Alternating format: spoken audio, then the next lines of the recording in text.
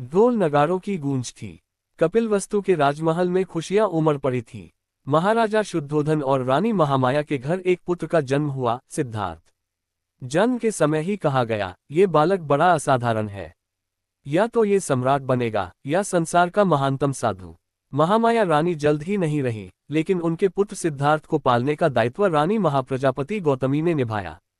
सिद्धार्थ बड़े हुए तो कोमल हृदय और अत्यंत संवेदनशील थे। किसी को दुख में देख नहीं पाते थे। महल में विलासिता थी, पर भीतर उनके मन में प्रश्न थे, क्या ये सुख सदा रहेगा। राजा को डर था कि सिद्धार्थ सन्यासी न बन जाए, इसलिए उन्होंने चारों ओर केवल आनंद और सौंदर्य रखा। लेकिन भाग्य को कौन रोक सका है। एक दिन सिद्धार्थ रथ पर निकले। पहली बार देखा, एक वृद्ध व्यक्ति जिसकी पीठ झुकी हुई थी, हाथ कांप रहे थे। दूसरे दिन देखा, एक बीमार व्यक्ति दर्द से कराहता हुआ। तीसरे दिन देखा, एक मृत शरीर जिसे लोग शमशान ले जा रहे थे। और चौथे दिन देखा, एक सन्यासी, शांत, निडर, स्थिर। सिद्धार्थ के भीतर तूफान उठ गया, ये जीवन तो क्षणभंगुर है। हर सुंदरता, हर शक्ति, हर आनंद एक दिन मिट जाता है। तो फिर सच्चा सुख क्या है। एक रात जब सब सो रहे थे, सिद्धार्थ अपनी पत्नी यशोधरा और पुत्र राहुल को देखकर रुके। उनके चेहरे पर कोमलता थी, पर मन में एक आवाज गूंज रही थी। अब लौटना नहीं, सत्य की खोज करनी है। उन्होंने अपने घोड़े कंथक पर सवार होकर महल छोड़ दिया। राजकुमार सिद्धार्थ अब बन गए साधु सिद्धार्थ। सिद्धार्थ ने वर्षों तक कठिन तपस्या की, भोजन छोड़ दिया, शरीर हड्डियों का ढांचा बन गया। लेकिन एक दिन उन्होंने जाना, अत्यधिक सुख और अत्यधिक कष्ट दोनों ही अज्ञान है। मध्यम मार्ग ही सत्य की ओर ले जाता है। फिर वे बोधगया पहुंचे। वहां पीपल के वृक्ष के नीचे ध्यान लगाया। दिन रात बीतते रहे। मारा, अंधकार का प्रतीक, उनके मन में भय, मोह, भ्रम लेकर आया। पर सिद्धार्थ अडिग रहे। प्रभात होते ही, जब सूर्य की पहली किरण फूटी, सिद्धार्थ ने बोध प्राप्त किया। अब वे गौतम बुद्ध हो गए, जागृत पुरुष। बुद्ध सारनाथ पहुंचे। वहां 5 पूर्व साथी तपस्वी थे। उन्होंने पहली बार धर्म का उपदेश दिया। मध्यम मार्ग अपनाओ, क्योंकि यही दुख से मुक्ति का मार्ग है। 4 आर्य सत्य उन्होंने बताए। 1. जीवन में दुख है। 2. दुख का कारण तृष्णा है। 3. तृष्णा का अंत ही दुख का अंत है। 4. अष्टांग मार्ग से ये संभव है। सम्यक दृष्टि, संकल्प, वाणी, कर्म, आजीविका, प्रयास, स्मृति, समाधि। धर्म का चक्र घूमने लगा, धर्म चक्र प्रवर्तन। बुद्ध ने राजाओं, डाकुओं, पतितों, सबको समान दृष्टि से देखा। उन्होंने कहा, ग्रेटर दैन, क्रोध को प्रेम से जीतो, असत्य को सत्य से, लोभ को दान से। उन्होंने समाज में समानता का विचार फैलाया। उन्होंने भिक्षुओं का संघ बनाया, और हजारों लोग सत्य की खोज में निकल पड़े। राजा बिंबिसार, अम्पली, आनंद, सारिपुत्र, महाकश्यप, सब उनके शिष्य बने। बुद्ध का चेहरा हमेशा शांत था। उनकी वाणी में वह शीतलता थी जो पर्वतों से भी गहरी थी। कुशीनगर में, जब शरीर थक गया, बुद्ध ने अंतिम बार कहा, ग्रेटर दैन, अपर दीपो भव, स्वयं अपना दीपक बनो। उनकी आंखें बंद हुई। पवन में शांति छा गई। पर वह शांति मरण नहीं थी, वह निर्वाण था। सदियां बीत गईं, पर वह पीपल वृक्ष अब भी झूमता है। क्योंकि बुद्ध का संदेश आज भी जीवित है। सुख बाहर नहीं, तुम्हारे भीतर है। जब मन स्थिर हो जाता है, तब सारा संसार शांत लगता है। बुद्ध अब राजकुमार नहीं, एक सन्यासी नहीं, बल्कि जागृत पुरुष है। वह शांत, निडर और करुणा से भरे हैं। जहां भी जाते, लोग उनके पास खींचे चले आते। एक दिन बुद्ध ने देखा, एक किसान अपने बैल को डांट रहा था। बुद्ध ने मुस्कुराते हुए कहा, ग्रेटर दैन, यदि तुम इस बैल को प्रेम से पुकारो, तो वह तुम्हारी बात स्वयं समझ लेगा। किसान ने पहले हंसी उड़ाई, पर जब उसने कोमलता से पुकारा, बैल शांत होकर चल पड़ा। बुद्ध ने कहा, ग्रेटर दैन, मनुष्य का मन भी इसी बैल की तरह है। क्रोध से नहीं, प्रेम से वश में होता है। राज्य में एक डाकू था, अंगुलिमाल, जिसने सैकड़ों की हत्या की थी। लोग उसका नाम सुनकर कांपते थे। पर बुद्ध उसके पास गए, निडर होकर, अकेले। अंगुलिमाल ने तलवार उठाई, कौन है तू जो मुझसे नहीं डरता। बुद्ध बोले, ग्रेटर दैन, मैं रुक गया हूं, अब तू रुक जा। अंगुलिमाल चौंक गया, क्या मतलब। बुद्ध बोले, मैं हिंसा से रुक गया हूं, तू अभी भी क्रोध में दौड़ रहा है। रुक जा, भीतर झांक। वह क्षण आया जब डाकू के भीतर मनुष्य जागा। अंगुलिमाल ने तलवार फेंक दी और बुद्ध के चरणों में गिर पड़ा। वह बुद्ध का शिष्य बन गया। बुद्ध ने कहा, ग्रेटर दैन, किसी का अतीत चाहे कैसा भी हो, हर प्राणी में प्रकाश का बीज है। वैशाली नगर में अम्पली नाम की गणिका थी, सुंदर, प्रसिद्ध, पर भीतर से खाली। जब बुद्ध उसके नगर पहुंचे, उसने आमंत्रित किया। राजा और मंत्री नाराज हुए, बुद्ध वहां कैसे जा सकते हैं। बुद्ध बोले, ग्रेटर दैन, जहां एक भी हृदय सत्य की तलाश में है, वहां बुद्ध का जाना आवश्यक है। अम्पली ने जब बुद्ध को देखा तो आंसू बहने लगे। मेरे जीवन में तो केवल चाहत थी, शांति कभी नहीं। बुद्ध ने कहा, ग्रेटर दैन, जब मन अपने ही स्वरूप को देख लेता है, तब चाह मिट जाती है। अम्पली ने सब त्याग कर संघ में प्रवेश किया। वह बाद में महान भिक्षुनी बनी। आनंद बुद्ध के प्रिय शिष्य थे। वह हमेशा उनके साथ रहते। एक दिन आनंद ने पूछा, भगवान, आप सदा इतने शांत कैसे रहते हैं। बुद्ध मुस्कुराए, ग्रेटर दैन, क्योंकि मैं किसी से कुछ चाहता नहीं। जहां इच्छा मिट जाती है, वहीं शांति बसती है। उन्होंने सिखाया, वर्तमान में जीना ही ध्यान है, न अतीत में खोना, न भविष्य की चिंता। कई वर्षों बाद बुद्ध अपने पिता राजा शुद्धोधन से मिलने कपिलवस्तु लौटे। राजा ने कहा, पुत्र, तुमने सब कुछ छोड़ दिया, क्या पाया। बुद्ध बोले, ग्रेटर दैन, पिता, मैंने जो पाया वह खो नहीं सकता। मैंने स्वयं को पाया। राजा की आंखों में आंसू थे। अब समझ आया, जो अपने भीतर जीत गया वही सच्चा सम्राट है। बुद्ध ने अपने शिष्यों को कहा, ग्रेटर दैन, मेरी बातों को याद मत करना, उन्हें जीना। क्योंकि सत्य शब्दों में नहीं, अनुभव में है। उन्होंने महिलाओं को भी संघ में स्थान दिया, जाति-पात मिटाई और समानता का संदेश दिया। उनका संघ दुनिया का पहला लोकतांत्रिक संघ कहा गया, जहां हर निर्णय परामर्श से होता था। एक भिक्षु था जो ध्यान में बहुत कठिनाई महसूस करता था। बुद्ध ने पूछा, क्या तुम पहले कोई वाद्य बजाते थे। भिक्षु बोला, हाँ, वीणा। बुद्ध ने कहा, ग्रेटर दैन, तो याद करो, जब तार बहुत ढीला होता है तो संगीत नहीं निकलता, और जब बहुत कसा होता है तो टूट जाता है। ध्यान भी वैसा ही है, मध्यम मार्ग अपनाओ। भिक्षु ने वह संतुलन पाया और ध्यान में स्थिर हो गया। वर्षों बीत गए। बुद्ध अब वृद्ध हो चले थे। कुशीनगर की धरती पर वे अंतिम यात्रा पर पहुंचे। आनंद दुखी थे, भगवान, आप हमें छोड़कर जा रहे हैं। बुद्ध ने शांत स्वर में कहा, ग्रेटर दैन, हर वह चीज जो बनी है नष्ट होगी, पर मेरा धर्म, मेरा मार्ग अमर रहेगा। उन्होंने अपनी अंतिम वाणी दी, ग्रेटर दैन, अपर दीपो भव, स्वयं अपना दीपक बनो। और फिर वह मौन, वह शांति, जिसे हम महापरिनिर्वाण कहते हैं। सदियां बीत गईं, पर जब भी कोई व्यक्ति भीतर झांकता है, ध्यान में बैठता है, क्रोध के स्थान पर करुणा चुनता है, तो वही उसी क्षण बुद्ध फिर जीवित हो उठते हैं। ग्रेटर दैन, बुद्ध मरे नहीं हैं। वे हर जागृत हृदय में सांस लेते हैं। हिंसा से नहीं, करुणा से संसार बदलता है।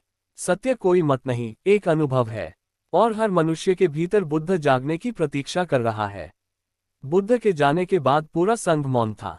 आनंद रो रहे थे, मैं तो हर दिन उन्हें देखता था, अब क्या करूं।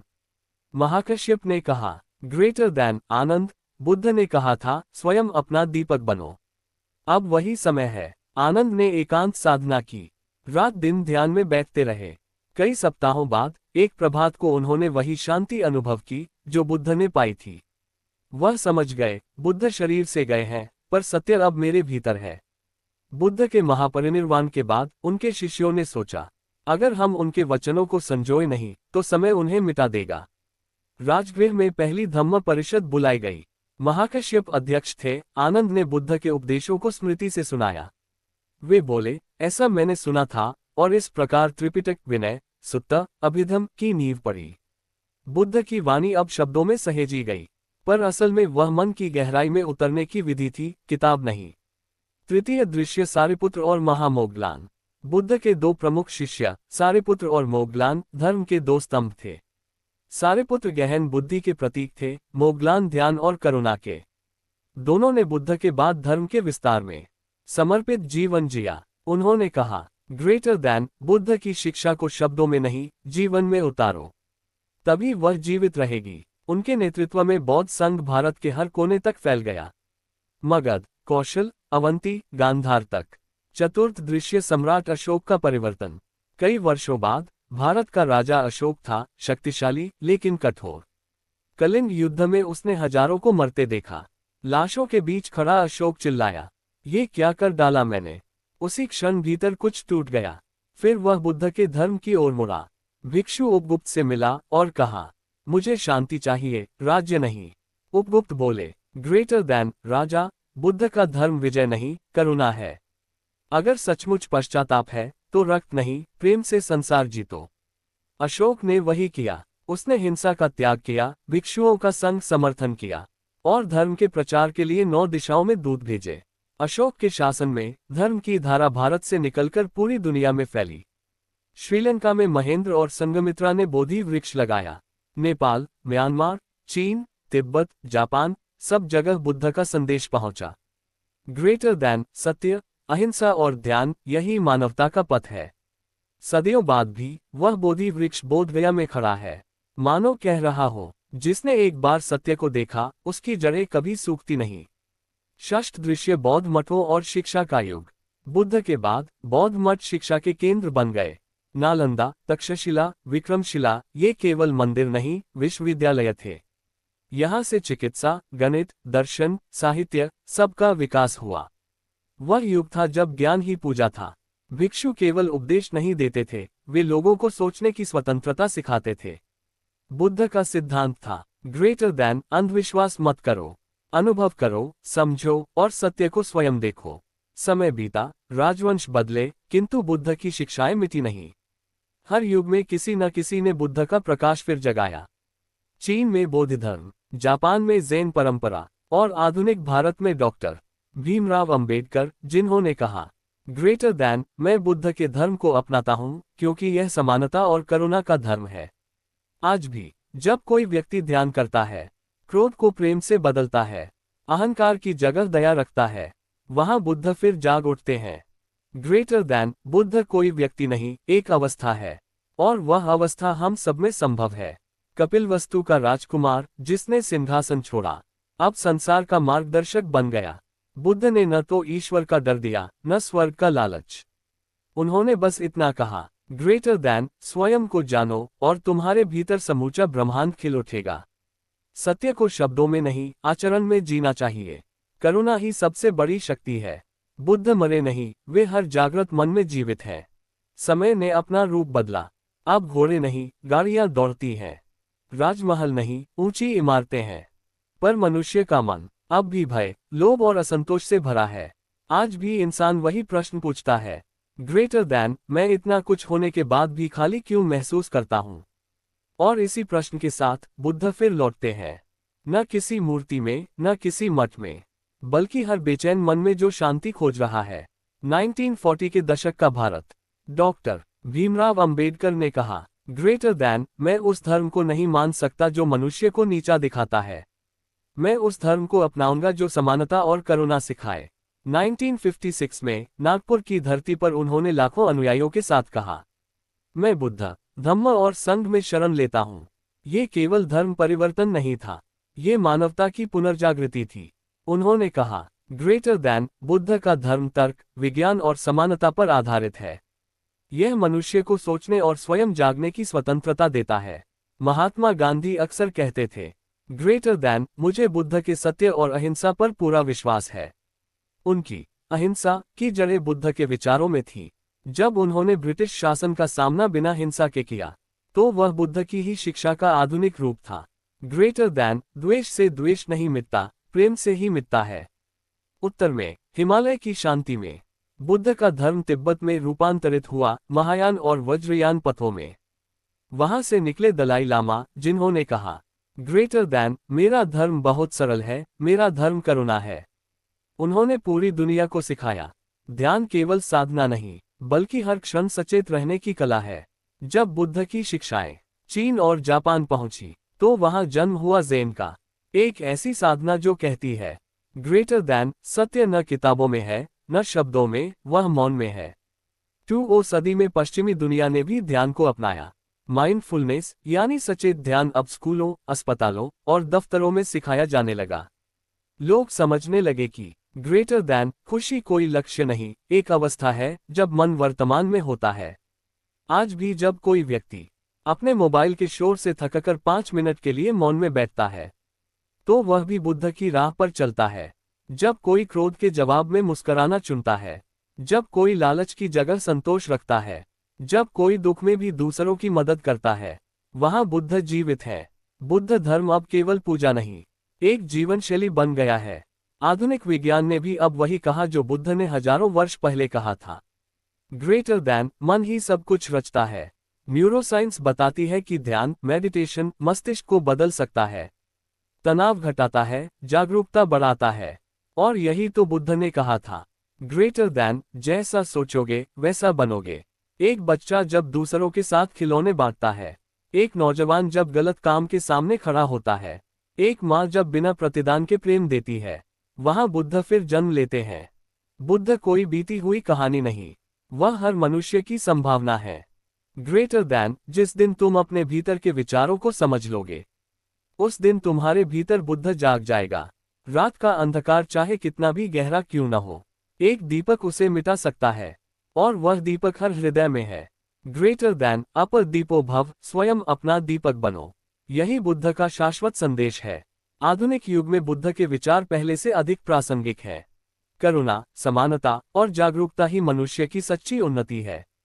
बुद्ध कोई धर्म नहीं, एक जीवन दर्शन है।